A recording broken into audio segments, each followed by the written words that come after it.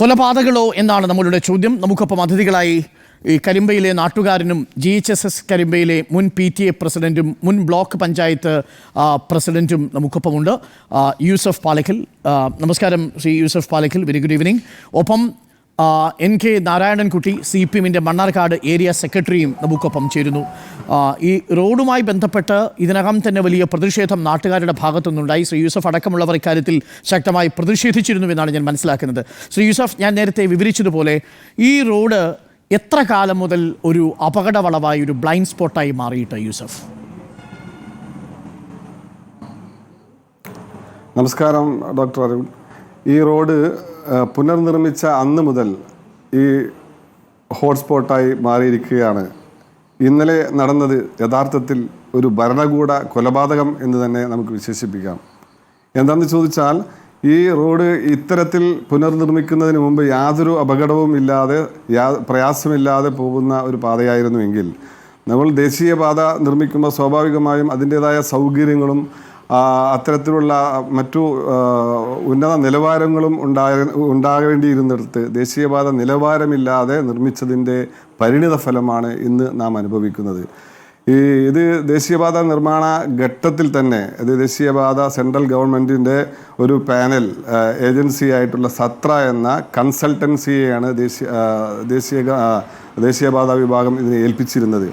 അവർ ഈ സംഭവ സ്ഥലത്ത് വരാതെ ഇത് ഡിസൈൻ ചെയ്തതിൻ്റെ അപാകതയാണ്, അല്ലെങ്കിൽ അതിൻ്റെ ആ ഒരു തിക്തഫലമാണ് ഇന്ന് ഞങ്ങൾ ഈ പ്രദേശത്തുകാർ അനുഭവിക്കുന്ന ഈ കൊടും ക്രൂരത എന്ന് തന്നെ പറയേണ്ടിയിരിക്കുന്നു.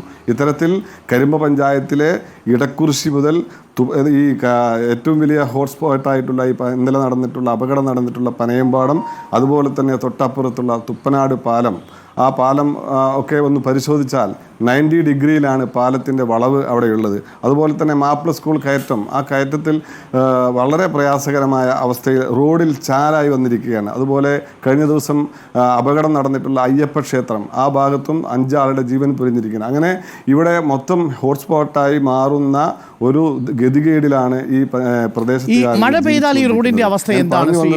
ഈ ഭരണകൂട കൊലപാതകം, റോഡിലെ മഴ പെയ്താൽ വെള്ളം മുഴുവൻ റോഡിലൂടെ ഒഴുകുന്ന ഒരു ഗതികേടാണ്. അവിടെയാണ് ഞാൻ അശാസ്ത്രീയമായ നിർമ്മാണം എന്ന് പറഞ്ഞാൽ, ഈ പറഞ്ഞ നാട്ടുകൾ മുതൽ താണാവ് വരെ 46 കിലോമീറ്റർ ദൂരമുണ്ട്. സാധാരണഗതിയിൽ ഏതൊരു റോഡ് നിർമ്മിക്കുമ്പോഴും 2 സൈഡിൽ ഡ്രെയിനേജ് നിർമ്മിക്കാവുന്ന സാമാന്യ മര്യാദ, അല്ലെങ്കിൽ ആ ഒരു റോഡ് നിർമ്മാണത്തിലെ ഒരു പ്രഥമ കാര്യമാണ് 2 ഭാഗവും ഡ്രെയിനേജ് നിർമ്മിക്കുക എന്നത്. പക്ഷേ ഈ 46 കിലോമീറ്റർ ദൂരത്തിൽ വരുന്ന ഈ പ്രദേശത്ത് സ്വാഭാവികമായ 2 ഡ്രെയിനേജ് ഉണ്ടായിരുന്നുവെങ്കിൽ 92 കിലോമീറ്റർ ദൂരം ഡ്രെയിനേജിനുള്ള പ്രൊവിഷൻ വെക്കേണ്ടടുത്ത് ഇതിൻ്റെ എസ്റ്റിമേറ്റിൽ ആകെ ഉണ്ടായിരുന്നത് 18 കിലോമീറ്റർ മാത്രമായിരുന്നു.